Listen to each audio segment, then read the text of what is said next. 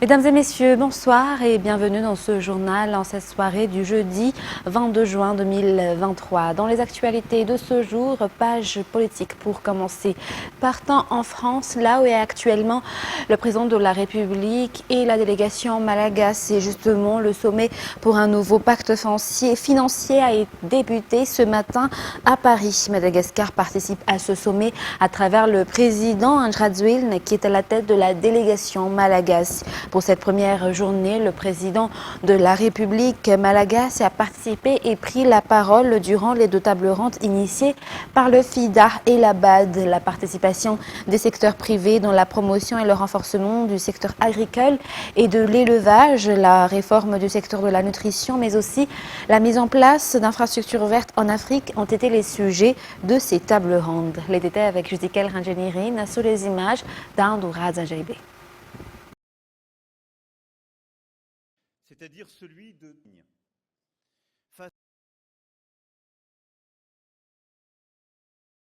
Après la cérémonie d'ouverture et le discours du président français Emmanuel Macron, les leaders politiques et les chefs d'État réunis à Paris se sont attelés aux diverses discussions qui dureront 2 jours sur des nouveaux accords de financement.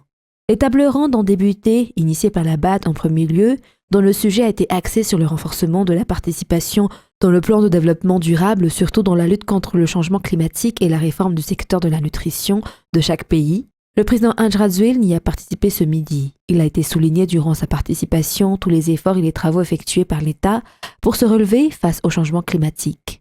Il a été discuté également les programmes comme le FIARIN ou encore le titre vert pour motiver les jeunes à entreprendre et à se focaliser sur le secteur de l'agriculture et de l'élevage afin d'améliorer la production à Madagascar. Mais surtout, l'extension des surfaces cultivables pour augmenter la production et octroyer des terrains aux paysans. Un bon père de famille, c'est celui qui sait nourrir sa famille. Et un bon président, c'est celui qui sait nourrir sa population. C'est pour cette raison que la chaîne et les acteurs devraient prendre part justement aux défis, aux objectifs que nous nous sommes fixés. Donc, en ce qui concerne l'État, c'est l'accès au foncier, à la formation. En ce qui concerne les partenaires techniques et financiers, c'est l'irrigation, mais aussi l'accès au financement. Donc le secteur privé, les partenaires techniques et financiers, l'État, ainsi que les agriculteurs jouent justement des rôles importants pour pouvoir atteindre l'objectif commun. Il faut donc investir à une grande échelle et massivement. Il faut accélérer les choses et agir ensemble. J'aimerais juste prendre l'exemple de mon pays, Madagascar. Vous savez, les paysans représentent 85% de la population. Et pourtant, les surfaces agricoles n'ont pas augmenté. Et pourtant, le nombre de la population ne cesse que d'augmenter.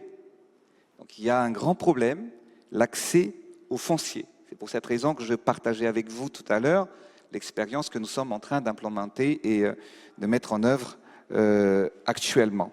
En ce qui concerne donc mon pays en particulier, nous nous sommes fixés comme objectif ambitieux mais urgent. L'un d'entre eux consiste à redevenir le grenier risicole de l'océan Indien que nous étions vers les années 70 et 80. Pour ce faire, nous projetons d'étendre nos surfaces cultivées de 100 000 hectares, soit un accroissement des 10%, afin d'augmenter notre productivité de 13%, soit une progression de 500 000 tonnes supplémentaires.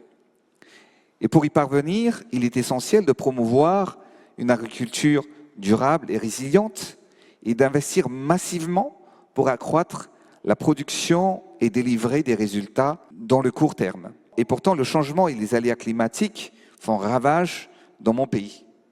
Et en travaillant main dans la main, en renforçant la coopération entre le secteur privé et le secteur public, nous pouvons surmonter les défis du développement et du climat à travers une agriculture intelligente, dans le respect de la préservation environnementale. En deuxième lieu, il y a eu la table ronde avec la BAD qui s'est focalisée dans la construction des infrastructures vertes en Afrique ou à Guia. Cela s'est axé sur la construction des infrastructures durables soucieuses de l'environnement. Le président de la BAD, Akinwumi Adesina, a ouvert les négociations. Il a déclaré que le but de la Guia est de collecter 10 milliards de dollars pour la construction des infrastructures respectant l'environnement en Afrique. Pour Madagascar, la construction d'infrastructures pour la population qui pourra bénéficier d'électricité via les énergies renouvelables et que la population pourra bénéficier d'énergie à un coût raisonnable, tel a été le sujet lors de la prise de parole du président Andjradjwil. Quand on parle de changement climatique et aussi de notre défi sur l'infrastructure verte, on parle de l'énergie, on parle de tout ce qui est déforestation et reforestation. En ce qui concerne l'énergie,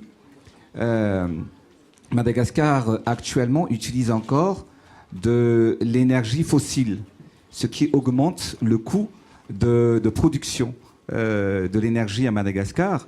Mais surtout, quand on parle de changement climatique, le président Nana Akufo-Addo tout à l'heure avait aussi évoqué l'utilisation du charbon de bois pour faire cuire le repas. Et donc, à Madagascar, comme plusieurs pays en Afrique, on utilise encore du charbon de bois et chaque famille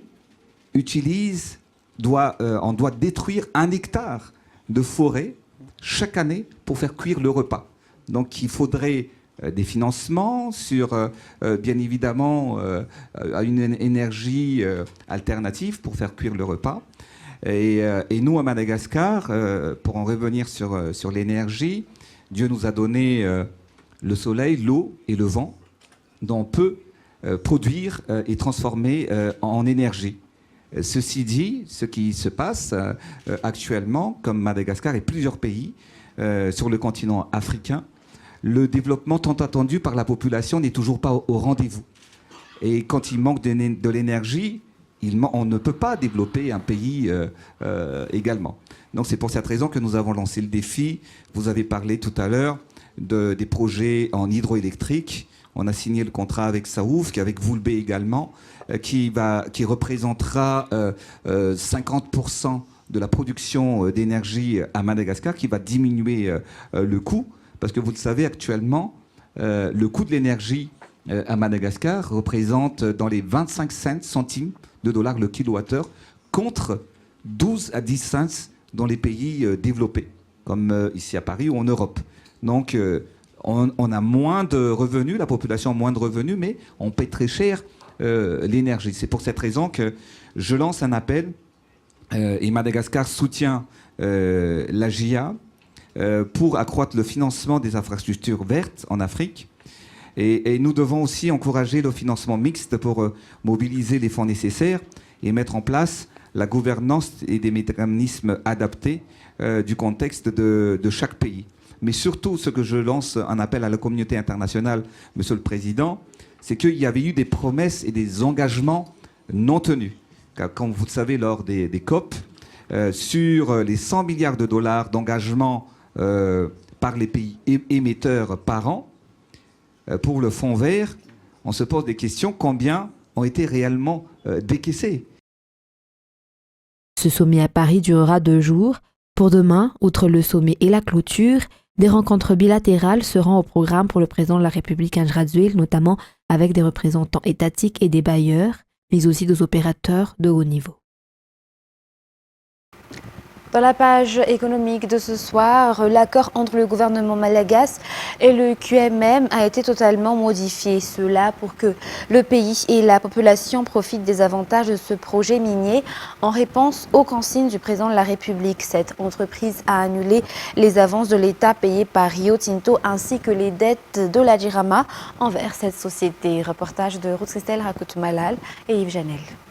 Rio Tinto a investi 1 milliard de dollars dans le projet minier QMM. L'État en est actionnaire de 20% si Rio Tinto détient 80% des actions. En 2012 et 2015, ayant enregistré des pertes, la société avait dû procéder à une recapitalisation et l'État devait payer 20%, mais faute de moyens, Rio Tinto a avancé cette somme. Cumulé de QMM se levait à hauteur d'environ 386 millions de dollars pendant ces années d'exercice. Et donc, pour pouvoir éponger ces pertes, il y avait un processus de récapitalisation en 2012 et 2015. Et la part de l'État avec ses 20% se lève à hauteur de 77,2 millions de dollars. Et c'est là l'accord que vous avez vu sur le communiqué du Conseil des ministres. L'accord entre les deux parties se sont convenus à effacer 77 millions de dollars que Rio Tinto a avancé pour le compte de l'État. Il a également été convenu lors de la négociation que dorénavant la participation de l'État est de 20% dans les droits sociaux et 15% pour les droits financiers. Ainsi, si cette entreprise enregistre une perte, l'État ne participera plus à la recapitalisation. De même pour les paiements anticipés de 12 millions de dollars sur les dividendes, dont 80% seront distribués aux deux actionnaires. Concernant la RSE, la participation du KMM a été augmentée de 4 millions de dollars et cela augmentera de 2% chaque année. D'autres points comme la contribution du projet sur les activités de RSE, qui se lève donc actuellement à 4 millions de dollars par an. Si avant, c'était aux environs d'1,5 million de dollars par an. Et l'utilisation de ce fonds de RSE sera discutée avec la population locale, les autorités locales, la société, et sera approuvée en Conseil des ministres. Rio Tinto sera aussi dans l'obligation de payer 3% de ses investissements dans les nouvelles exploitations. Ils vont passer à l'exploitation d'autres gisements. Ils vont contribuer, comme ce qui a été aussi stipulé dans l'article 280 de notre code minier actuel, pour l'exploitation de gisements de pitch. Ils vont investir d'environ 110 millions de dollars et donc 3% de 110 millions de dollars se lève environ à 3,3 millions de dollars. Ils vont donner ça à l'État quand ils vont passer à l'exploitation de gisements de pitch. Ils sont sur le gisement de Mandine actuellement. Et pour l'exploitation de gisement de Sainte-Luce, ils vont apporter un gisement d'environ 500 millions de dollars. Et 3% de 500 millions de dollars, ça se lève à environ 15 millions de dollars. Donc ils vont apporter ça au niveau de caisse de l'État. Par ailleurs, cette entreprise utilisera 5 millions de dollars pour l'achat de crédits carbone d'une valeur de 10 millions de dollars. Elle va aussi participer à hauteur de 8 millions de dollars à la réfection de 109 km de la route sur la Nationale 13. Par ailleurs, Rio Tinto annulera la dette de la JIRAMA auprès de cette société qui s'élève à 3 millions de dollars. À noter que les négociations entre l'État et Rio Tinto ont débuté en 2021. Le président de la République s'est impliqué dans ces négociations pour le bien de la population. Ainsi, l'on peut espérer que cette nouvelle convention aura un impact sur le développement du pays et de la population. La mise en place de la région Imbatsu aidera grandement les districts de Mananar et de Maransetch à bénéficier directement du développement à travers les ristournes des produits locaux, entre autres selon l'association des natifs de Mananar et de Maransetch aujourd'hui.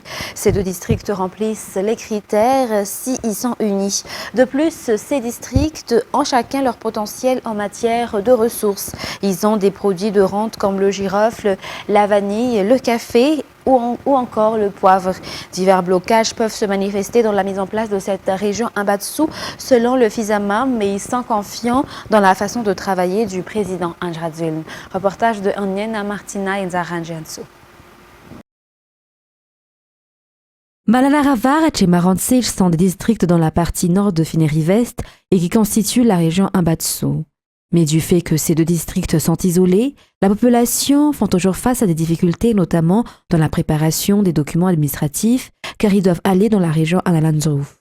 Elle a été appelée région Imbatsu du fait que les districts de Mananaravarach et Maransetch regorgent de bon nombre de ressources. En effet, ils ont des terres arables et possèdent des produits qui peuvent être exportés, comme le girofle, la vanille, le café, le poire, mais aussi le riz. Afin que ces districts puissent bénéficier de développement directement à partir de ces ressources, la population souhaite grandement la mise en place d'une région selon les explications. Ce projet de mise en place de la 24e région a été validé durant le Conseil des ministres du mercredi 7 juin 2023. L'Assemblée nationale a aussi adopté le projet de loi sur la mise en place de cette région Imbatsu le 16 juin 2023. Cette décision a été prise pour que la population puisse avoir la main mise directe dans leur localité, mais aussi afin que la gestion administrative vienne de la base dans le but d'une décentralisation effective. L'Association des natifs de Mananar et de Marantsij souhaite vivement la mise en place au plus vite de cette région. Le district de Marantsij compte 20 communes, si Mananara Nord a 16 communes. De ce fait, la région Abatsu possédera 36 communes. Et l'Union européenne a procédé ce matin à la dotation de matériel informatique et technique au profit du ministère de l'Eau, de l'Assainissement et de l'Hygiène au siège du ministère de l'Économie et des Finances à Antanarin. Ces matériels seront remis aux 23 directions régionales de l'eau, de l'assainissement et de l'hygiène dans le but d'accélérer et d'améliorer le déploiement et l'acheminement des données et informations au niveau central. Reportage de Mervoula Sferen et Bras Denilson. Le secteur eau, assainissement et hygiène figure parmi les secteurs financés par l'Union européenne à Madagascar, comme le projet Tana Water Free et le programme intégré d'assainissement d'Antananarivo, PIAA.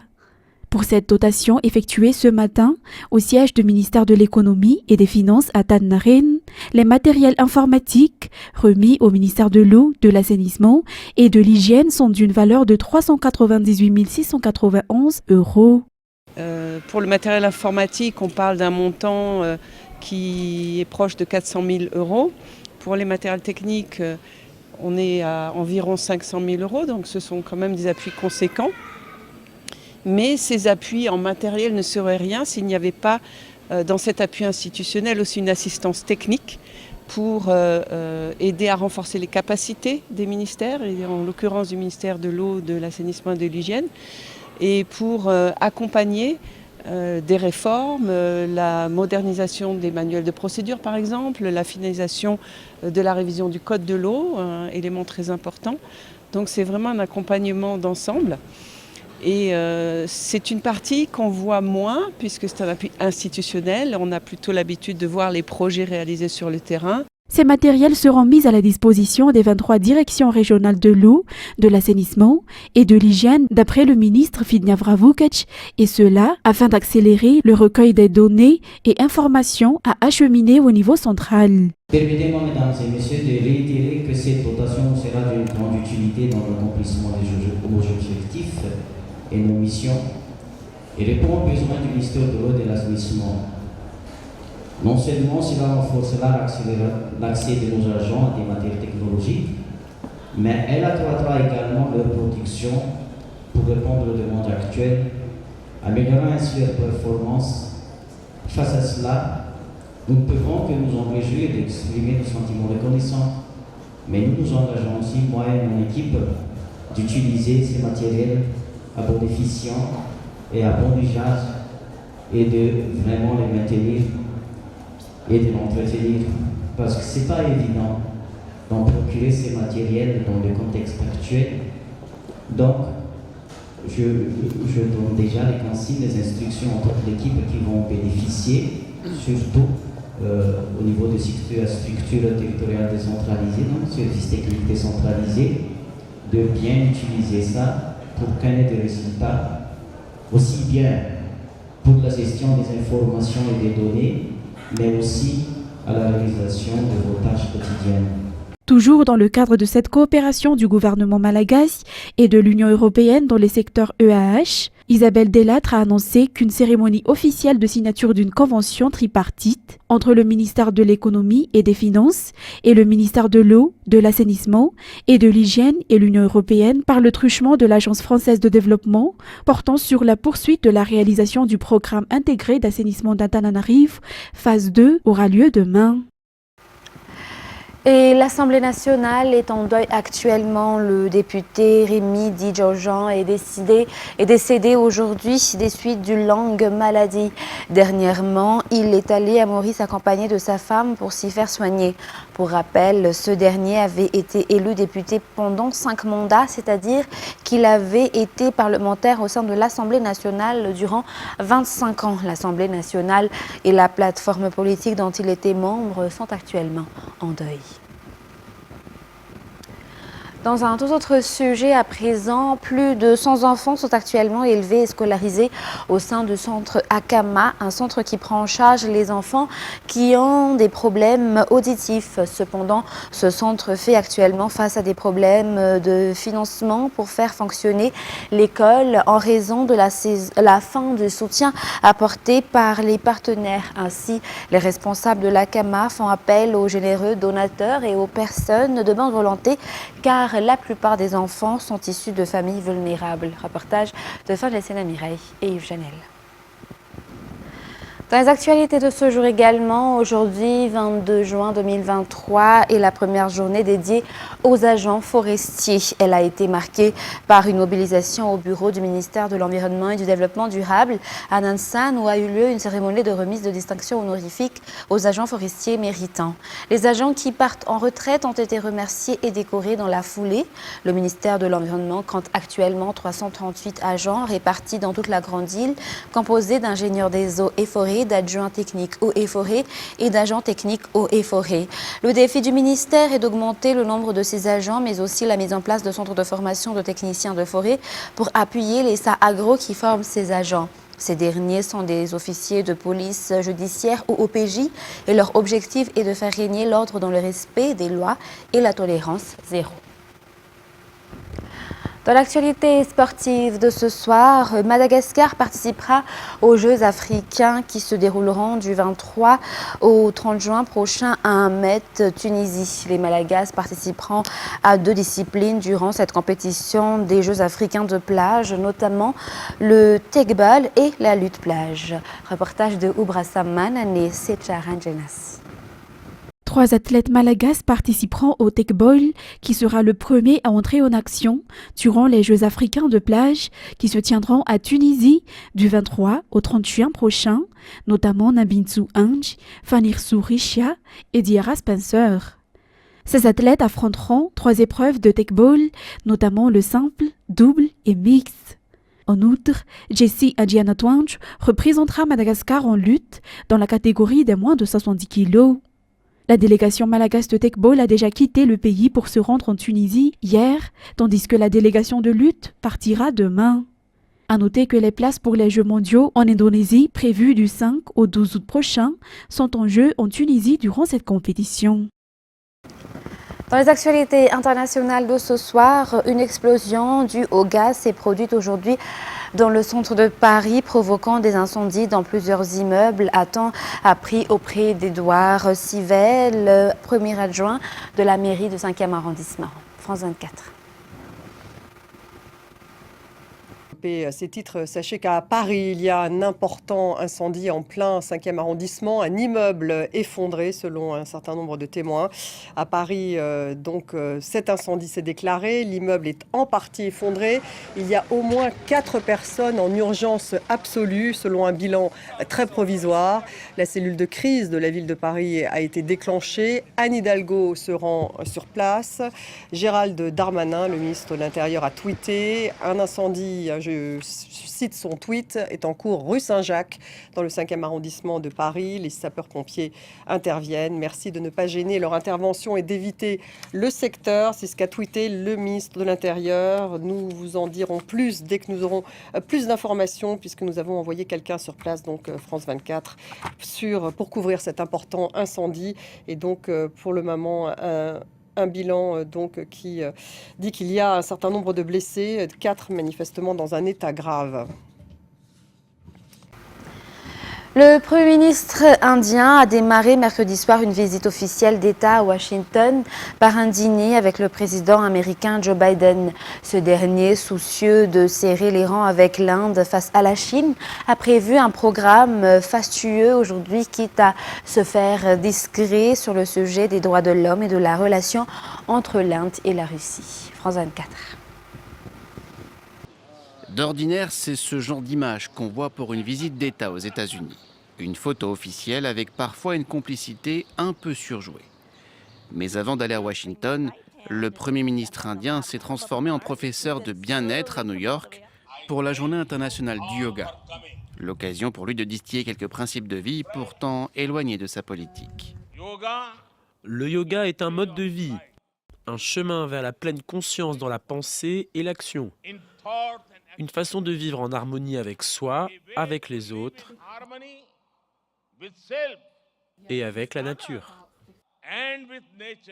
Narendra Modi, le nationaliste critiqué pour sa politique envers les musulmans de son pays, est accueilli en grande pompe par Joe Biden. Realpolitik oblige, le président américain cherche à renforcer ses soutiens en Asie face à la menace chinoise. Et pour cela, les petits plats sont mis dans les grands. Le menu du dîner d'État entièrement végétarien a même eu droit à une présentation devant la presse. Nous avons organisé un menu qui met vraiment en valeur le meilleur de la cuisine américaine, également assaisonné d'éléments et de saveurs indiennes. Au-delà des apparences, cette visite doit renforcer les partenariats économiques et militaires entre les deux pays. Washington souhaiterait que l'Inde se positionne davantage contre la Russie dans la guerre en Ukraine. Dans le même temps, l'américain General Electric devrait fournir les moteurs qui équiperont les futurs avions de chasse indiens. Fait rarissime pour Narendra Modi, il répondra après un discours devant le Congrès aux questions des journalistes lors d'une conférence de presse, un exercice qu'il n'a jamais pratiqué en Inde depuis son arrivée au pouvoir. Mesdames et messieurs, ainsi s'achève cette édition pour ce soir. Nous vous remercions de votre fidélité. Très bonne suite de programme et très bonne soirée à tous sur Viva. Au revoir.